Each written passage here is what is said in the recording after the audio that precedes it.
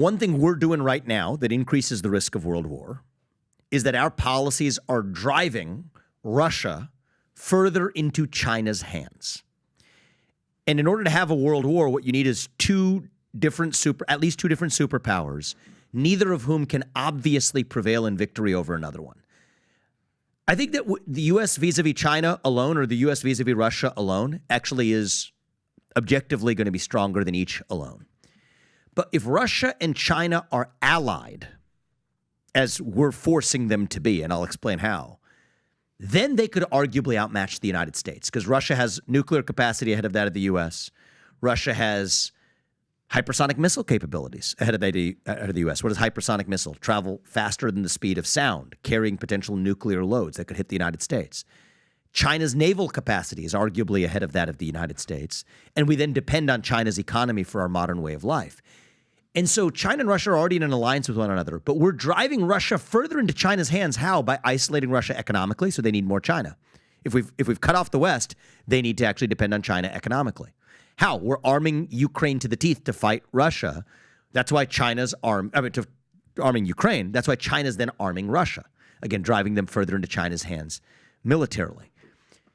Economically and militarily, the policies we have adopted are driving Russia further into its military alliance with China. We made a commitment. James Baker, the U.S. Secretary of State, did in 1990 to Gorbachev, who led the USSR, that NATO would expand not 1 inch. It's like Ronna McDaniel's not 1 cent commitment to me. Not 1 inch past East Germany. Well, we haven't kept that. NATO's expanded more after the fall of the USSR than it has ever after. Again, then encircling Russia, or at least from Putin's perception, driving then further into a need for military alliance with China. So that's the number one precipitating factor here, is the Russia-China alliance that raises the risk of World War III. And then if you combine that with these vague rules of proxy war, right? The vague rules of proxy war are, well, we're saying in the Middle East that if somebody pays a group to hit somebody who's allied with us, that gives us the right to preemptively hit them.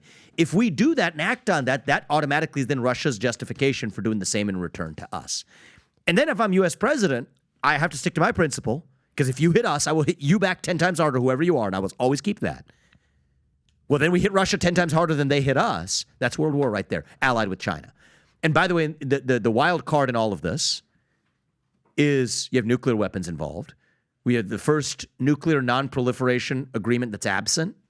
It's the first time we've had no nuclear non-proliferation agreement between the U.S. and Russia since the early 1970s.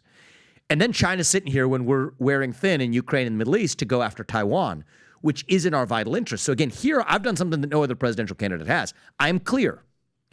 We will defend Taiwan. That's different than the U.S. policy in both parties right now, which is strategic ambiguity. I think we need strategic clarity. Draw that red line. We will defend Taiwan at least until, for the foreseeable future, at least until we have achieved semiconductor independence. Because if China's squatting on the semiconductor supply chain, then they have an economic gun to our head. You can't be using that phone, that computer, that camera, these lights. We have to depend on China and ask them for permission. Yeah, one company, TSMC, is the linchpin until all of the chip fabs get built in the United States, and the brain power that's going to be designing those chips are back in the United States. Or at least in Korea and Japan and the United States. Yeah, if you look at the market share of global reliance, Taiwan is the most overweight in any industry you could ever lay out. Totally. And it's sad that we got to where we are, but we are where we are. And so my view is that then becomes a precipitating factor because, again, it's strategic vagueness, right? China doesn't know what we're going to do. Versus if you say outright, no, you do not do this for the foreseeable future, at least until we're semiconductor independent. And after that, we will resume our current position of strategic ambiguity. A current position, resume it later. This is how you avoid World War III. And I'm deeply worried that we have, and I know that was a lot going on there, and so, there's a lot of different factors, and foreign policy is complicated, and I understand why the likes of the neocon hawks like Nikki Haley would say, I feel dumber every time you speak. Yep, I understand you can't process all of that because you want to go to war and make money and put more money in your bank account as a consequence of it. I get that. That's fine. That's why these people should never come within spitting distance of the White House. But we are closer to World War III than we have ever been in any of our lifetimes in this room, of those of us who are in this room.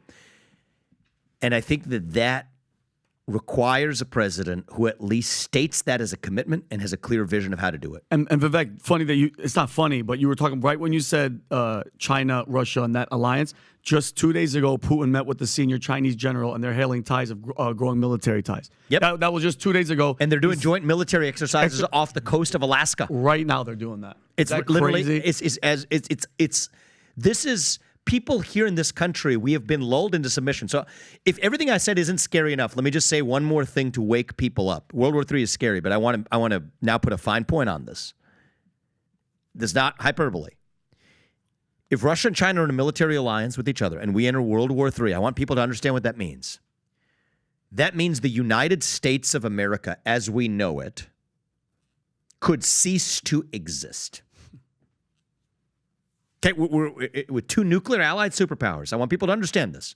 It's not some vague idea, avoid World War III. No, like this country that we know, 250 years in, the greatest country, I believe, known to man, to secure freedom, to advance to allow human beings to achieve the maximum of their potential. That gift to human history that we have the blessing to live in today, that nation will be at a high likelihood of ceasing to exist if we enter World War III right now. Why do I say that? Because that same foreign policy establishment that led us to Iraq and Afghanistan and spend $7 trillion and kill tens of thousands of our sons and daughters fighting somebody else's war, which is a mistake.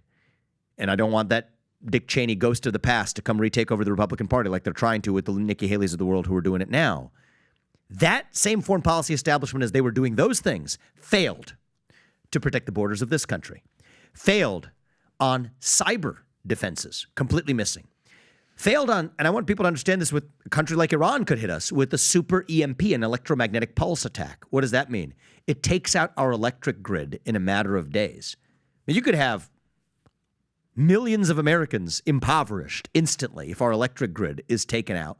You could have tens of millions of Americans impoverished instantly if our entire electric grid is taken out. Space-based defenses.